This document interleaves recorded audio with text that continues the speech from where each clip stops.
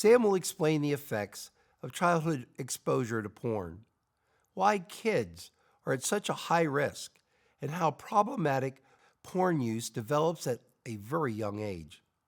Notice what happens when a young brain is given more than it can understand before it's ready, and how future judgment may be influenced as this brain seeks to adjust to what originally overwhelmed it.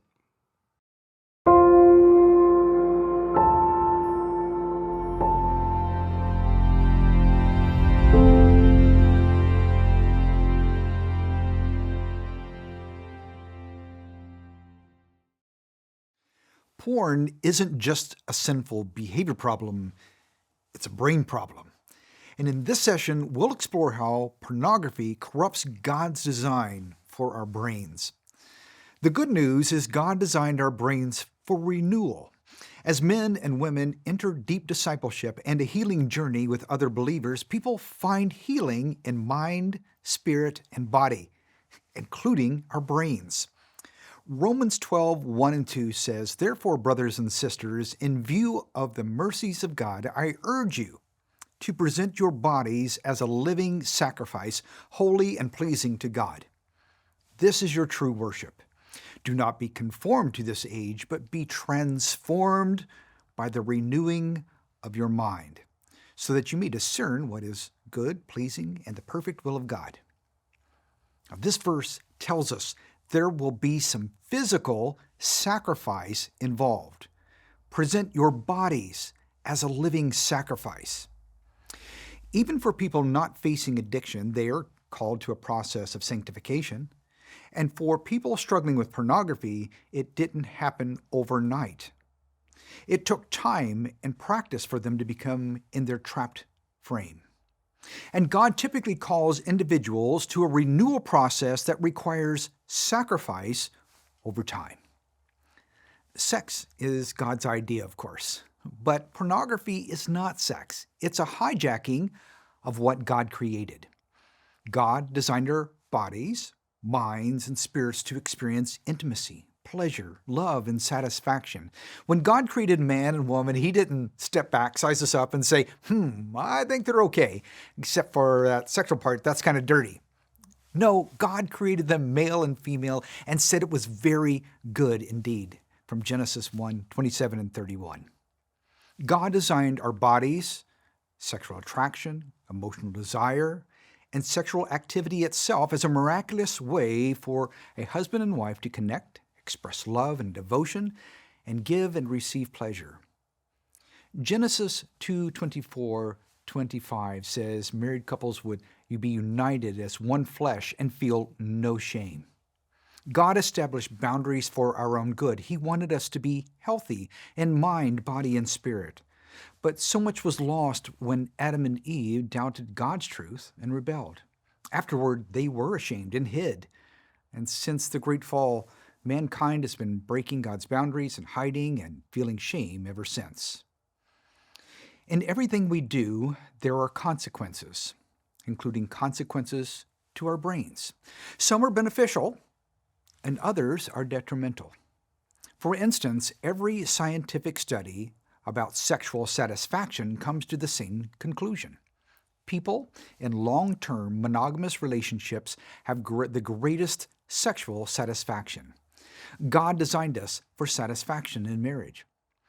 The porn industry promises greater satisfaction in a never-ending parade, and people gobble up the lie. And despite the fact that studies repeatedly show less sexual satisfaction among regular porn users. So let's talk briefly about two aspects of neurology. First, I'll review basics about the interplay of porn and our neurochemistry. Second, we will review how repetitive use of pornography physically changes our brains to increase cravings for pornography. And these two aspects work together as part of addiction. Our sexual neurochemistry is beautiful in God's design. We are fearfully and wonderfully made. But pornography hijacks and corrupts this design.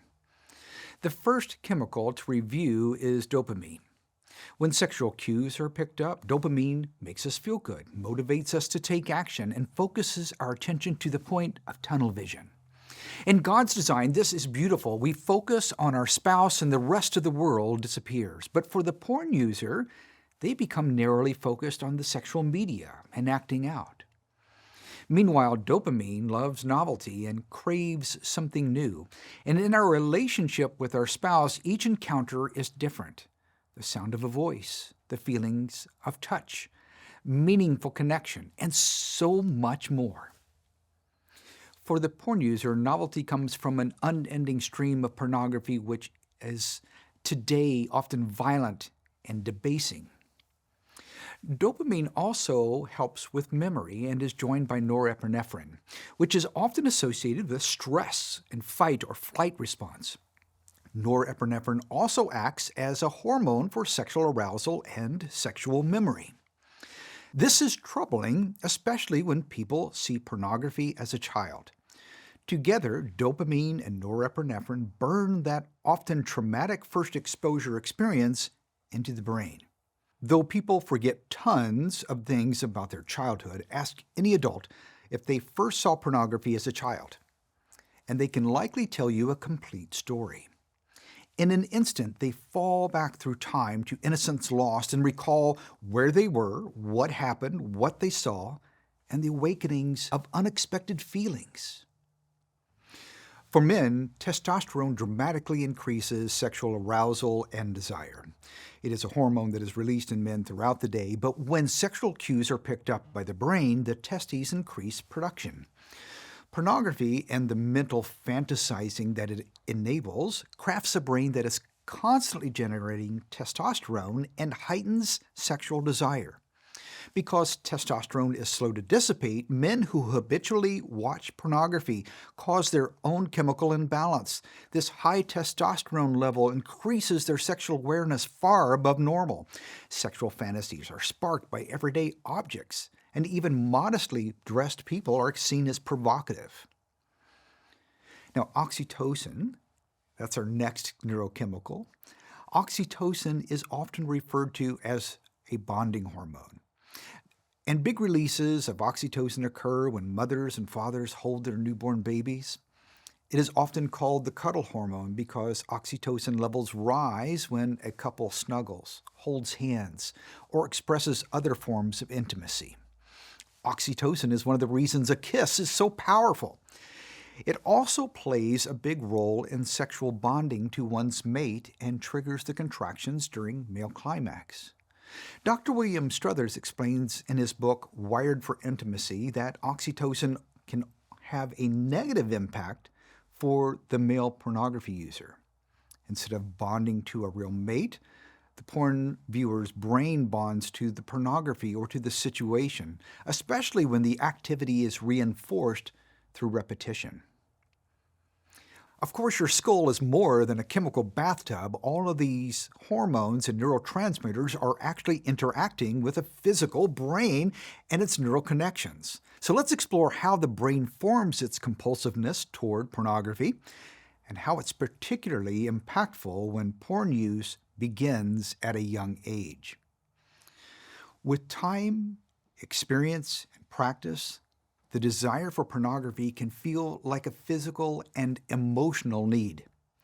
The lifelong ability of the brain to wire and rewire its neurocircuitry is referred to as brain plasticity or neuroplasticity. For instance, the brain can increase or decrease the strength and the number of synapses that communicate an emotion or a feeling. This brain neuroplasticity also operates under a dynamic of use it or lose it. Do an activity more often, and the brain will create neural pathways that make an activity easier to think about and complete. Repetition matters. You've probably done something for the first time and it was really difficult. But with practice, it became easier. That's neuroplasticity at work. Because sexual activity launches such an amazing fireworks-like show in our brains, it takes less repetition to build these porn pathways than it would be for us to ingrain cravings for other activities. recognize the damage early, and deep neural pathways can be prevented. However, if the stream of pornography continues, a neural pathway will develop, and it will take significant work and determination to alter. Again, for people trapped by compulsive porn use, these neural pathways for pornography were typically ingrained in the formative years of adolescence. This is especially true in today's online culture. The brain doesn't have to stay stuck on porn. It can be renewed. By following a process to healing, people can focus on healthy habits that build neural pathways for fresh enjoyment and lively activities. They are also losing or degrading neural pathways that crave porn by not using or thinking about porn or entertaining sexual fantasies.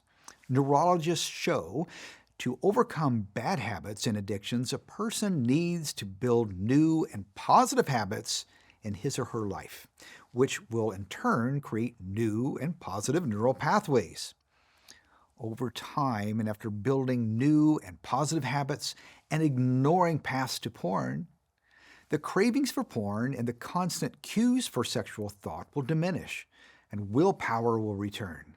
With practice, patience, and perseverance, freedom from porn can be the new reality. While that sounds simple, dopamine-driven habits developed over years of repetition are extremely difficult to ignore in favor of new, healthy alternatives. Men and women who have used pornography since adolescence have massive numbers of pathways and cues that lead them back to pornography. Desire for porn feels more like a survival need, similar to food, water, and shelter. Avoiding acting out feels unhealthy, both physically and mentally. But these are neurological and mental lies. Of course, people can learn a new way of living. With practice, individuals become stronger. However, it is imperative for them to learn healthy coping skills to deal with stress, boredom, painful memories, sexual impulses, and even one's daily routine.